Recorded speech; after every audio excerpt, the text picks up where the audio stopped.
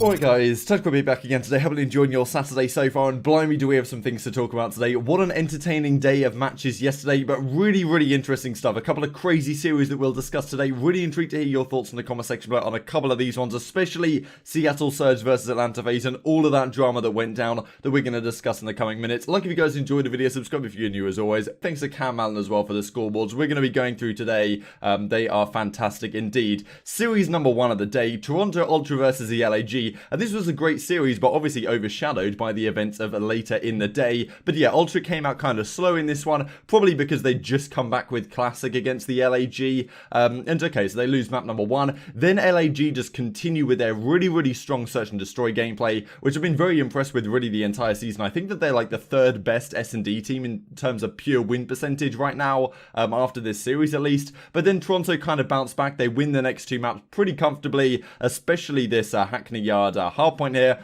But LAG closes out in a game 5, so yeah, you really can't risk taking a team like LAG to a game 5. They're going to get the better of you, especially Toronto Ultra. They tend to always lose the game 5s if they do get there.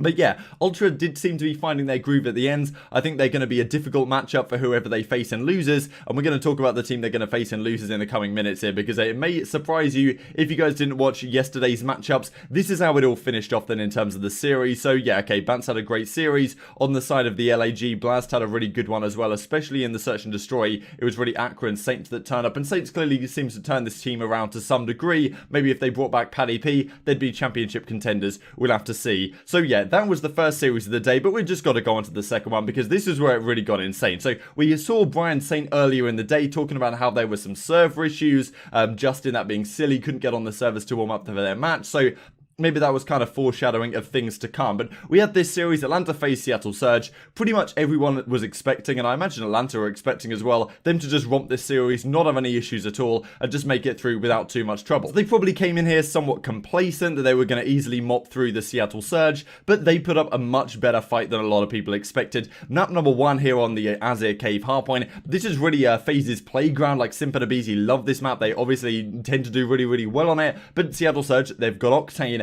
and he was really the factor in game number 1, 250, 175, and then game 2, FaZe were poised to make the comeback and at least tie the series up 1-1. They were up 5-4 here on Gunrunner Search and Destroy. They had a 5 versus 3 advantage, throw it away to Seattle, and then they clutch up in a round 11. So remarkable stuff. Seattle go up 2-0 in the series against Atlanta FaZe, one of the pre-tournament favorites. From Seattle, like the worst team in the league, right, with all this drama that went down recently with them. Then things get insane. So for some reason, we're still not, I believe, 100% sure why this happened, but a tech pause began. This is what we saw on screen for the next 45 minutes. Some sort of technical pause. I'm not sure whether this was because of Seattle or Atlanta at least having issues getting on the servers, or whether it was a more like widespread CDL server cloud service provider type of issue that they were having. Not exactly sure what the case is, but we had approximately a 45-minute delay before the series restarted. So look, we don't exactly know what was going on here. Of course, a lot of people are speculating that the CDL is super rigged, that they decided to pause the stream or like pause everything so that, well, the momentum of Seattle would be killed and Atlanta could come back in the series. I don't really see how that has too much credibility, to the sense that, like, why would they just stop the stream and, like, everyone just, well, a lot of people went to bed, as did I, due to the break. So they, you know, I guess you could argue that they were trying to make sure Atlanta FaZe could win as best as they could so that they would continue the rest of the tournament and, you know, have better viewership later on. But they kind of, if that conspiracy is true, then they suffered short-term viewership, I suppose. So yeah, really interesting stuff. I don't know what your thoughts on this down are below. It's just like, even if this happened at another time, it probably wouldn't have been talked about too much. But the fact that Surge are up 2-0 and Atlanta FaZe, right, let's remember that series against London they had a while ago where Scraps didn't have his water bottle, like he was 20 seconds late, and they forced the map to be played out against Atlanta FaZe. Now we get this situation where Atlanta FaZe are the ones that are down 2-0 and they seem to be getting all the benefits, right? So that's just why it seems so suspect. And, you know, I don't deny that it does look kind of suspect, right? We'll look at some tweets from Octane, especially in just a second here. But as you might expect, Atlanta FaZe take advantage of the opportunity, win the domination. Now, look, that's not to say that this reverse sweep wouldn't have happened if the break hadn't have been the case, but it just seems increasingly suspect, right? So, obviously, Surge lose this domination. Then Surge went up really big on this game. They were up like 170 to 80 or something, or 170 to 90 on this gun runner hardpoint. But FaZe just bring an incredible comeback to win this one. And then in the game 5, it went 5-2 to FaZe. Seattle Surge brought it back to a 2 versus 1 in round 11, and Celium clutched the 1 versus 2 to close it out. So a really incredible series. FaZe probably should have lost this one a couple of times in this map for Hardpoint and in the game 5. But just when you look at this series on the surface and say, like, look, this was a 3-2 series that Seattle were up 2-0, and then we had this crazy tech pause for a long period of time. People are going to look at that being pretty suspect. Intrigued to hear your thoughts down below, because really was remarkable scenes.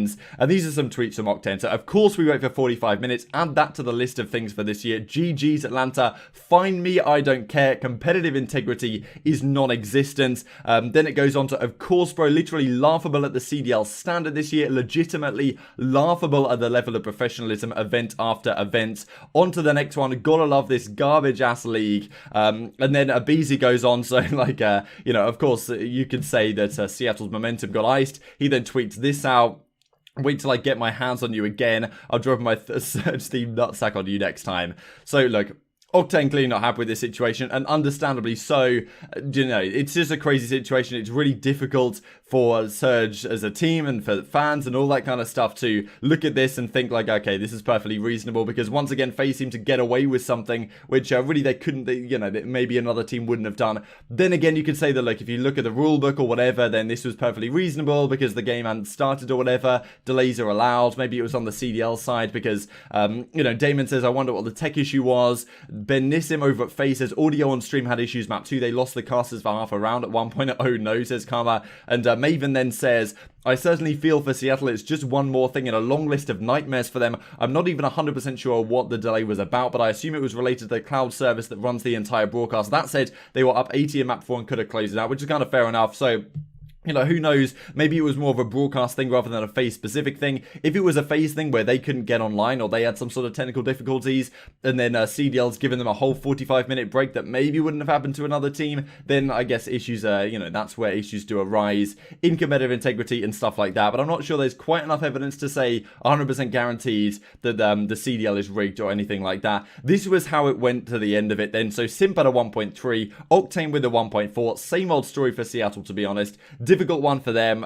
You know, they definitely could have closed this out, to be honest, in the game 4. FaZe not looking great, but they do move on to play the Dallas Empire, as we will look at in just a second here. And then the series going after this one was Florida versus Chicago. And I talked about in my predictions video yesterday how, yes, okay, this awakening team, this Florida team, we don't really know what they're going to be like. But earlier this season, Florida have had Chicago's number quite a lot, right? But, you know, I was thinking maybe Pristini coming into the Huntsman might be able to give Huntsman some inklings on how Florida play, but didn't seem to happen, right? So, but yeah, I mean, Huntsman really do continue their dominant run in hardpoints. Their hardpoint looked once again fundamentally very good, but it was a very close map number 1 here on Gunrunner. Then game 2 went the way of the Florida Mutineers, so clearly Search and Destroy still kind of lagging behind for the Huntsman. Mutineers got the better of this one. Then game 3, Mutineers won it again, and Huntsman really, their hardpoint had to just bail them out again, winning this 250-204. So, like, if Huntsman can continue their good run in hardpoint, obviously, they're going to continue to be a very competitive team. But if you can't win your searches and you're struggling in your dominations, that's going to be a tough one. It does go to game 5 here. And despite Envoy clutching a pretty miracle 1 versus 2 to get them back in the game at 4-3, and then Scump going absolutely huge to stay them in the game at 5-4, they do lose the series in a 6-4 fashion in the game 5. So definitely pretty surprising to me. I could definitely see a game 5, game 4 on the cards in this series. I didn't think Florida would manage to win it again in pretty much their first series with Awakening in this proper tournament environment. So impressive stuff from them for sure. Huntsman go down to losers straight away. And okay, look, it's not really the end of the world going to losers in this situation, because okay, you win 2 more series, you make it out to bracket, and you're in the same position as anyone else. So it's not really the end of the world, but they do have a difficult run of things, right? Like, you look at this LAG team that beat Toronto, they seem pretty good in their searches. Like, LAG versus Chicago right now, if LAG can take a respawn, like, there's no guarantees that Huntsman can close it out in the 2 searches, as we see in this match here. And you know, maybe clutch factor isn't really on their side. Then again, Florida have kind of had their number the entire year so far. And then we look at the other matchup they're going to be playing against. That's going to be against the Toronto Ultra, who seem to be finding their stride and getting better and better throughout the last few weeks. Had a tough series here against LAG, but against Chicago, they might be able to put up a fight, right? So it's going to be very interesting to see how today develops. This is how it went in terms of overall series statistics. Really even slaying out of the side of the Huntsman. Once again, Skies with a pretty much 1.2 over the course of the series. Pharaoh with a pretty uncharacteristic 0.74, and they still win the series, and Awakening with a good first series in the team as well. So honestly, pretty impressive all around from Florida Mutineers. Have to see how they progress in the tournament. But the final series of the day was Minnesota Rocker versus the Dallas Empire. This is a pretty insane one because map number 1, Rocker won it, but then Dallas really did find their stride and looked very, very solid indeed. You know, so let's just go through this. 6-2 in the search. All of it was on some Petrograd, and yeah, they won the domination as well, took out the hard point, so impressive stuff again. You know, Dallas were the only series, were the only team this day that really won the series that they were expected to win, right, which is pretty crazy considering a lot of these series you would go into the day expecting them. I guess Atlanta FaZe as well, but that was a very dicey one. A lot of people would have expected the series today to be pretty clear cut. This is how we finished up in terms of scoreboards. Shotzzy had a 1.4, Hook with a 1.4 as well, Clayster with a 1.2. Like, that kind of slaying you're not going to get anywhere else. There was also a clip of Shotzzy was accused of using auto tack sprint, but he did a video just to explain how he doesn't actually use the auto tack sprint. It's just a movement that he has. So yeah, I'll play that on screen for you guys. Yo, what's up, guys? I'm here to clear up some things because obviously in that clip, it looks like I'm using tack sprint, but I'm not. I'm here to show you guys that you could easily do it without tack sprint, and all you want to do it is you want to go into a double sprint, and as soon as you double sprint, you just want to spam your crouch button and just keep on repeatedly doing that, and your screen will look something like this.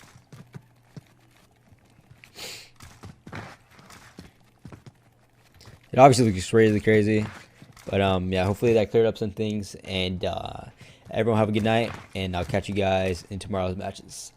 Peace. So this is what the matchups look like tonight. 1 PM Eastern Time, 10 AM Pacific, 6 PM my time here at BST. LAG versus Mutineers, FaZe Empire, Ultra Huntsman, Surge, Rocker. So these last two are elimination matches. You know, this is very tough to call. I still think I do have Huntsman getting out of this group, but it's going to be a tough one for them. They're probably going to have to win a game 5 or close some series out in impressive 3-1 fashions to get through this. FaZe Empire, you know, Empire's still going to be my favorite. I picked them before the tournament as favorites. Seems like that's probably the most likely outcome given the results we saw on day 1. But intrigued to hear your thoughts on all this stuff down below, guys. Probably make a video in another few hours as well regarding this Center versus Scraps drama that went down yesterday also, so you can watch that while the CDL is on in the background. Hope you guys enjoyed the video. Like if you did, subscribe if you're new as always. Thanks for watching, and to midnight.com. I'll see you next time.